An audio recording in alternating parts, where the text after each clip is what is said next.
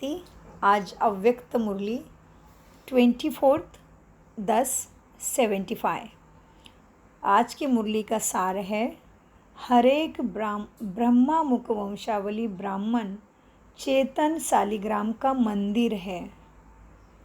दृष्टि और वृत्ति को पवित्र बनाकर सच्चे अर्थ में ब्राह्मण बनाने की युक्तियाँ बताते हुए बाप दादा बोले, अपने को कमल पुष्प समान अति न्यारा और सदा बाप का प्यारा अनुभव करते हो।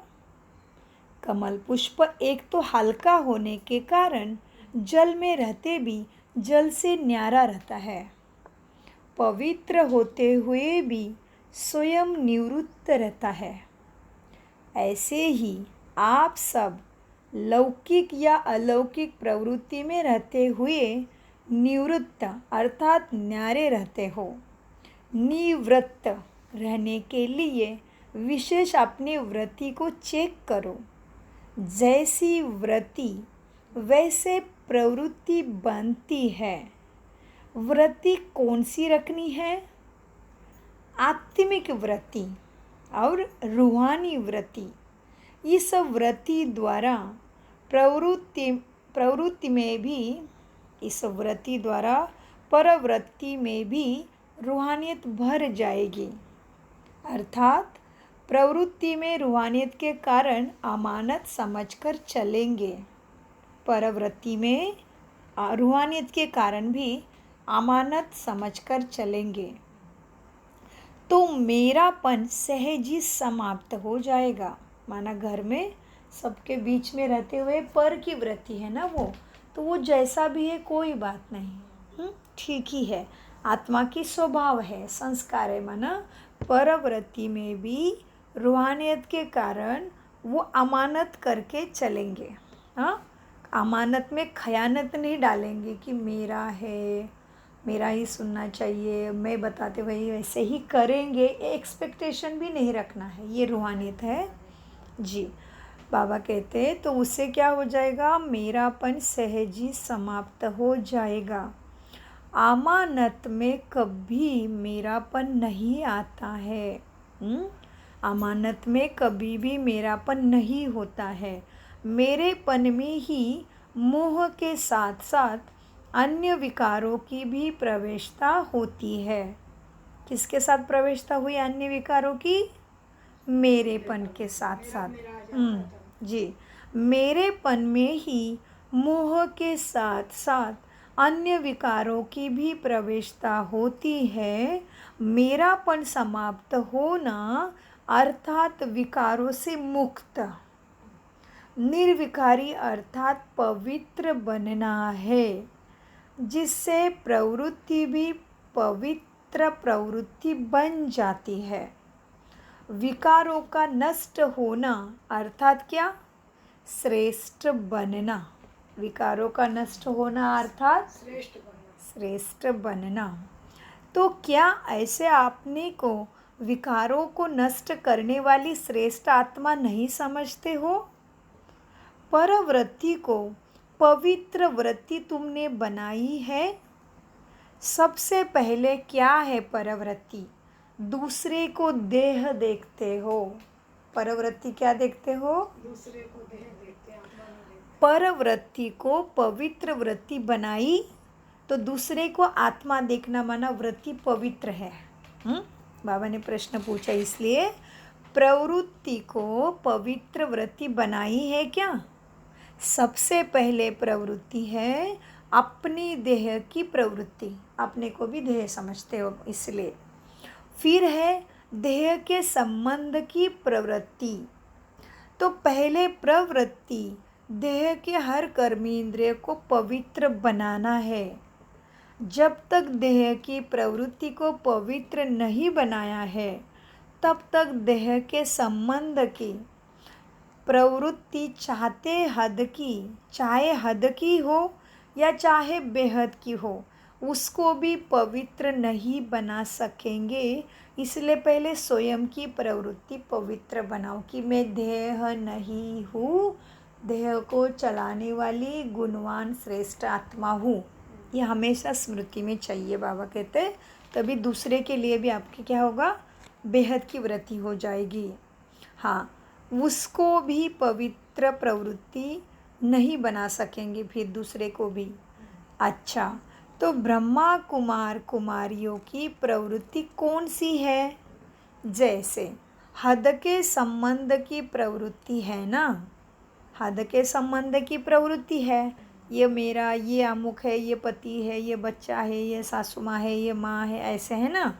जैसे हद के संबंधों की प्रवृत्ति है, वैसे ब्रह्मा कुमार और कुमारी के नाते से सारे विश्व की आत्माओं से साकारी भाई बहन का संबंध इतनी बड़ी बेहद की प्रवृत्ति है।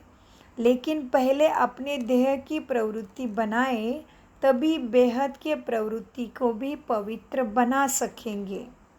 बाबा ने कहा तुम सभी ब्रह्मा कुमार कुमारी बेहद है ना, तो बेहद की प्रवृत्ति है, सारे विश्व की आत्माएं तुम्हारे साकार भाई बहन हो गए ब्रह्मा कुमारी के नाते से भी। लेकिन उनको भी लड़का है, लड़की है, वो नहीं, ये टीचर है, ये बड़ी है, ये शिवानी है, ये दादी है, ये जानकी है, ये मम्मा है, ये नहीं, सब आत्मा है। देवी आत्मा की वृत्ति से देखना है। बस नंबरवार है वो तो बाबा बता ही रहा है, मुझे श्रेष्ठ नंबर पे पहुंचना है।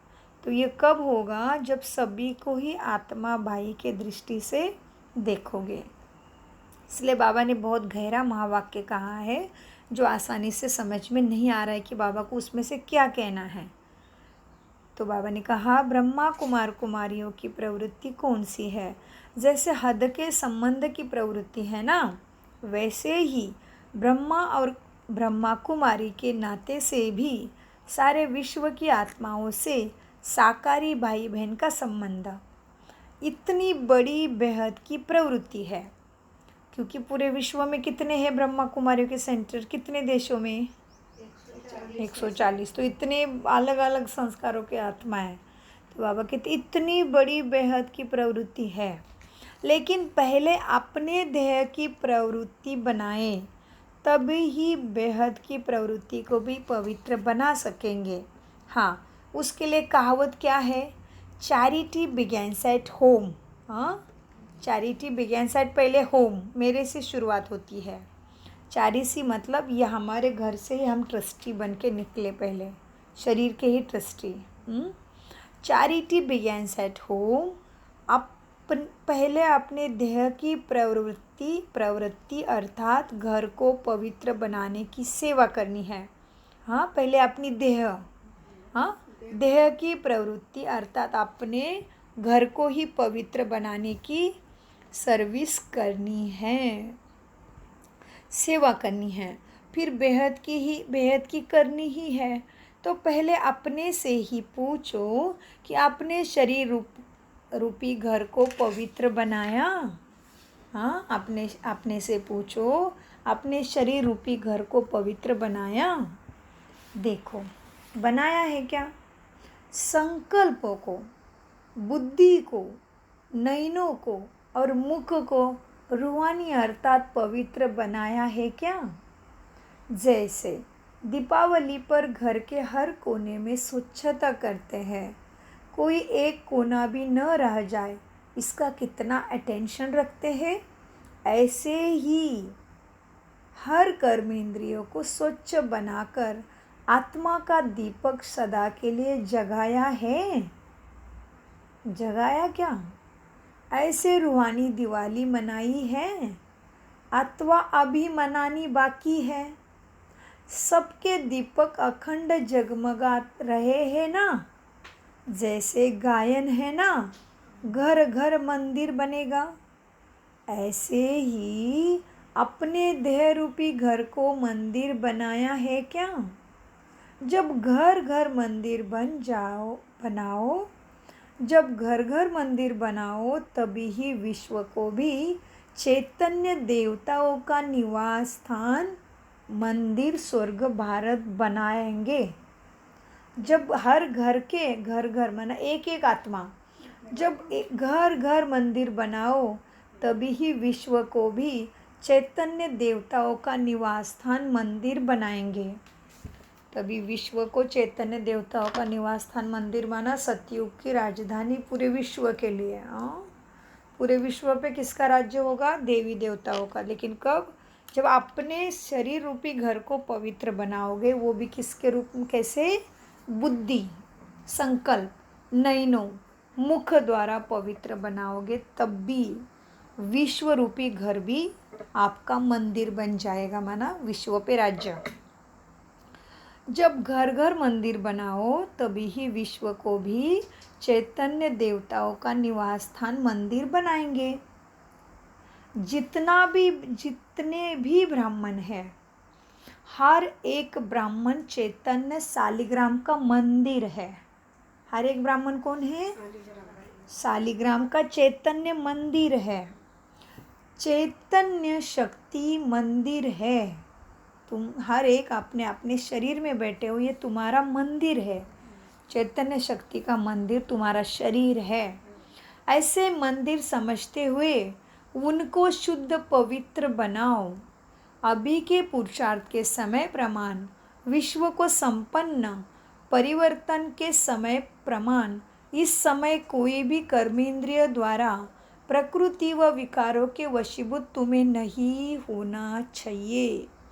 जैसे मंदिर में भूत प्रवेश नहीं होते हैं ना, तो हर घर को मंदिर बनाया है। जहाँ अशुद्धि होती है, वहाँ अशुद्ध विकार अथवा भूत तो प्रवेश होते हैं।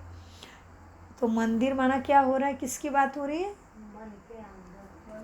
शरीर और मन बुद्धि संकल्प में क्या करते हो, माना बाबा आज मंदिर हमें शरीर को कहा है बाबा ने आज, तो इसलिए बाबा कहते तो हर घर को मंदिर बनाया है। जहाँ अशुद्धि होती है, वहाँ तो भूत अपने ही प्रवेश होते हैं। वैसे ही चैतन्य शालिग्राम के मंदिर में, चैतन्य शक्ति स्वरूप के मंदिर में, आसुरी संहारणी के मंदिर में आसुरी संकल्प व आसुरी संस्कार कभी प्रवेश नहीं कर सकते। तो ऐसे मंदिर बने हो। अगर कोई भी आसुरी संस्कार प्रवेश होते हैं, तो कोई ना कोई प्रकार की अशुद्धि अंदर, अस्वच्छता है। अगर प्रवेश हो रहे हैं भूत अंदर असुर, तो कोई ना कोई प्रकार की अशुद्धि अर्थात अस्वच्छता अंदर में है।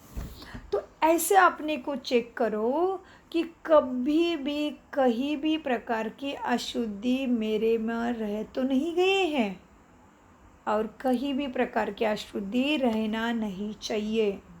तो उसको अभी ख़त्म करो, अर्थात सच्ची दीप की दीपावली मनाओ। सच्चा आत्मा का ज्योत गुणों से शक्तियों से जगाओ। जब ऐसे अपनी पवित्र प्रवृत्ति बनाओगे, तभी ही विश्व परिवर्तन माना दुख कष्ट मिटेंगे। विश्व परिवर्तन होगा। यहाँ मधुबन में भी रूहानी यात्रा करने आते हो। रूहानी यात्रा में अपनी कमजोरियों को छोड़कर जाना है। ऐसे नहीं दुनिया के सत्संग में गए, कितने जन्मों से गए, सत्संग हो गया घर आ गए, वही है। सत्संग में जाके ताली बजाना मतलब वो बात को स्वीकार करना। कितने जन्मों जन्मों से सत्संग किए, घर आके वैसे की वैसे ही है। तो मीठे बाबा कहते हैं, आप जब ऐसे अपनी पवित्र प्रवृत्ति बनाओगे, तभी ही विश्व परिवर्तन होगा। यहाँ मधुबन में भी रूहानी यात्रा करने आते हो, तो रूहानी यात्रा में अपनी कमजोरियों को छोड़कर जाना है। क्या छोड़ोगे? कहाँ पे? यहाँ पर छोड़ना है। किधर जाने की बात करी बाबा ने? कहाँ रूहानी यात्रा के लिए आते हो? यहीं पर आते हैं, यहाँ मधुबन में भी रूहानी यात्रा करने आते हो, तो रूहानी यात्रा में अपनी कमजोरियों को छोड़कर जाना है। मधुबन है ही परिवर्तन भूमि, तीर्थ भूमि, भगवान की कर्म भूमि, ब्रह्मा की पुरुषार्थ की भूमि। परिवर्तन भूमि में आकर परिवर्तन नहीं किया, तो भले परिवर्तन भूमि से क्या लाभ उठाया फिर? सिर्फ परिवर्तन भूमि के अंदर परिवर्तन नहीं लाना है, लेकिन सदा काल का परिवर्तन लाना है। मधुबन को महायज्ञ व राजस्व, मधुबन को बाबा कहते हैं, मधुबन को महायज्ञ व राजस्व अश्वमेध यज्ञ कहते हैं। तो यज्ञ में क्या डाला जाता है? आहुति। महायज्ञ में महान आहुति डालकर जाते हो, अथवा डाली हुई आहुति फिर वापस साथ में ले जाते हो, तो नाम देते हैं। नाम तो नाम देते हो, वैसा काम भी तो करते हो ना, क्या नहीं करते हो? क्या नाम है? महायज्ञ, महापरिवर्तन। वो इस यज्ञ से परिवर्तन होगा बोल के करते हैं। परिवर्तन होना ही पड़ेगा ना, विकारों को छोड़ना ही पड़ेगा, दैवी गुणों को, श्रेष्ठ गुणों को, अच्छे संस्कारों को धारण करना ही पड़ेगा। और अच्छा ही अंदर है, वो कैसे बाहर आएगी? बोल, संकल्प, दृष्टि, कृति, वृत्ति से दिखेगा परिवर्तन। तो बाबा कहते नाम है ना, नाम क्या है? महायज्ञ। परिवर्तन भूमि और वरदानी भूमि है मधुबन। तो जैसा नाम वैसा कार्य करो, जो प्रतिज्ञा करके जाते हो उसको निभाते रहो। अथवा निभाना बहुत मुश्किल लगता है क्या? निभाने में 3 प्रकार की आत्माएं बन जाती हो। कौन से 3 प्रकार बन जाते बच्चों के? कोई तो निभाने में सच्चे परवाने मुआफिक स्वयं को बाप पर निचौर कर देते हैं। कोई तो निभाने में सच्चे परवाने मुआफिक बाप पे निछावर कर देते हैं। कल की मुरली में वैसे था, सब कुछ कैटेगरी बताई 3, निभाने वाले, समाने वाले और एकदम बाप समान बनने वाले, परखने वाले, सब बहुत अच्छा बताया बाबा ने कल भी। तो कल भी बाबा ने बोला आपने कुछ चेक करो कि मैं कौन से कैटेगरी में हूँ। तो आज भी बाबा कहते हैं कोई तो निभाने में सच्चे परवाने मुआफिक स्वयं को बाप पर निछावर कर देते हैं, अर्थात परवानों पर कुर्बान हो जाते हैं। और कोई निभाने में भक्त बन जाते हैं, अर्थात बाप से ही बार बार शक्ति लेते रहते हैं, माना मांगते रहते हैं, बाबा शक्ति दो ना, बाबा ये शक्ति दो ना। तो निभाऊं और सामना करने की शक्ति दो तो मैं निभाऊं। आप पहले दो बाबा, फिर मैं निभाऊं। मतलब ये कैसे संस्कार हो गए? भक्ति के संस्कार हो गए। बाप को तो मांगना थोड़ी पड़ता है, बाप का बने तो प्रॉपर्टी का अधिकार अपने आप है। तो बाबा कहते हैं तो जैसे दुनिया में भी बच्चा पैदा हुआ तो वह अधिकारी बन गया, कहते हैं अधिकार वारिस आ गया। और लेकिन बच्चा अगर नालायक निकला, घर छोड़ के चला गया, बाप के कायदे कानून के अनुसार घर के अंदर नहीं रहा, तो खारिज हो जाता है ना। वैसे ही बाबा कहते तुम अगर परिवर्तन नहीं करोगे तो फिर भक्त की लाइन में आ जाते हो। और बाबा को कहते बाबा तुम सहन शक्ति दे दो, सामना करने की शक्ति दे दो, फिर मैं निभाऊंगा। ऐसे भीख मांगते रहते हैं, अर्थात भक्त बन जाते हैं। और कोई फिर ठगते भी है बाप को, ठगते हैं, कहते हैं और लिखते हैं कि एक और लिखते तो बहुत है, मेरा तो एक बाबा दूसरा ना कोई, और करते दूसरा ही है। बाप के आगे भी ठगी करते हैं। ऐसे बाप के आगे ठगी, जो सत्यम शिवम सुंदरम महाकाल, उसके आगे भी ठगी करते हैं। फिर अपनी गलती को छिपाने की ठगी करते हैं। ऐसे ठगते भी है।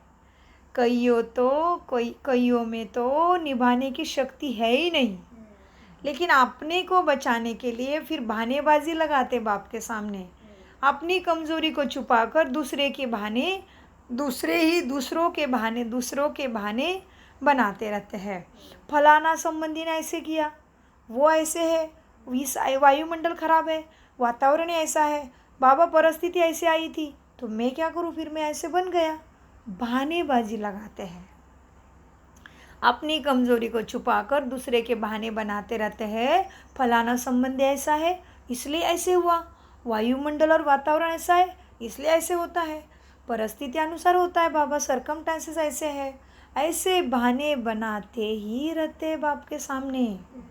तो निभाने में इतने प्रकार के निभाने वाले बन जाते हैं।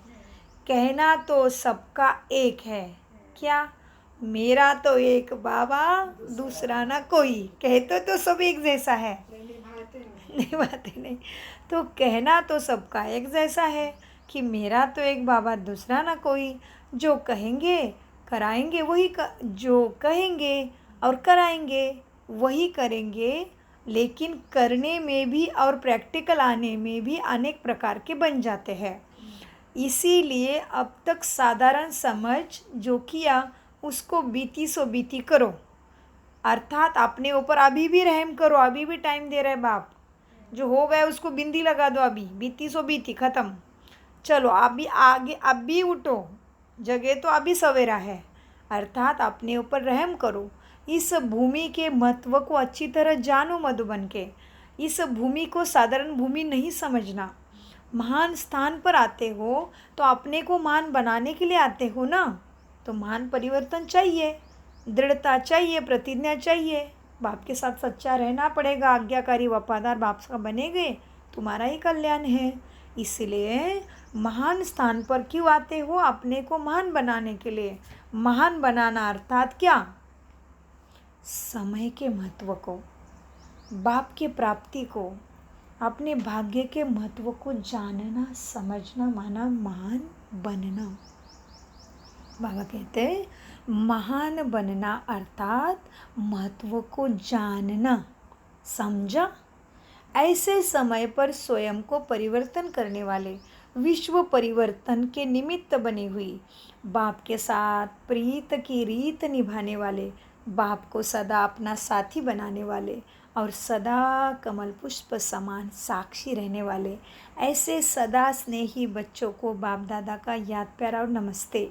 हम प्यारे बच्चों का परिवर्तन करने वाले, विश्व परिवर्तन के निमित्त बने हुए, बाप के साथ सच्ची प्रीत निभाने वाले, बाप को सदा अपना साथी बनाने वाले और सदा कमल पुष्प समान साक्षी रहने वाले, सदा स्नेही बच्चों का बाप दादा को याद प्यार, गुड मॉर्निंग, नमस्ते प्यारे बाबा, नमस्ते। सद्बुद्धि से सब कुछ समझते, धारण करते हैं और कराते। बहुत अच्छा। मुरली का ज्ञान बिंदु, जैसे वृत्ति वैसे प्रवृत्ति बनती है। आत्मिक या रूहानी वृत्ति से, प्रवृत्ति से रूहानियत भर जाने के कारण अमानत समझकर चलने से मेरापन ही सहजी समाप्त हो जाएगा। बाबा ने कहा जैसे वृत्ति वैसे प्रवृत्ति बनती है। आत्मिक या रूहानी वृत्ति से प्रवृत्ति में रूहानियत भर जाने के कारण अमानत समझकर चलने में मेरापन ही समाप्त हो जाएगा। ओम शांति शांति शांति। मीठे प्यारे बाप दादा का अनगिनत पदम गुना शुक्रिया शुक्रिया शुक्रिया।